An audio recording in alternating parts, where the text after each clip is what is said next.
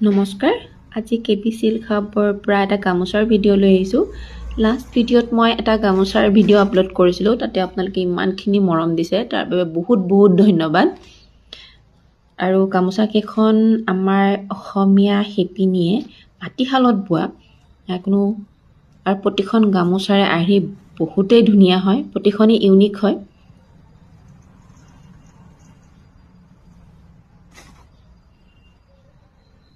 গছপুতাৰ গামোচা এখন, দুফালে ফুল থাকিব গামোচাকেইখন।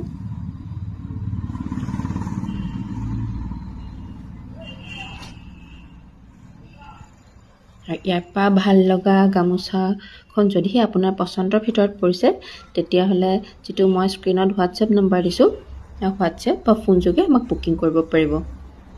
আৰু এইখন গামোচাৰ মাজত বুটা আছে, দুফালে ফুল আছে, লগতে মাজত বুটাও আছে। খুব ধুনীয়া হয় এইখন। লগতে গামোচাকেইখন কেনেকুৱা লাগিছে আমাক জনাবলৈ নাপাহৰিব। আৰু একেবাৰে শেষত দেখুৱাইছোঁ এনেকুৱা এখন গামোচা যি হয়তো আমাৰ অসমীয়া মানুহক ইয়াৰ বিষয়ে বৰ্ণাই ক'ব নালাগে, দেখিয়ে হয়তো গম পাইছে। খুব ধুনীয়া হয় গামোচাখন।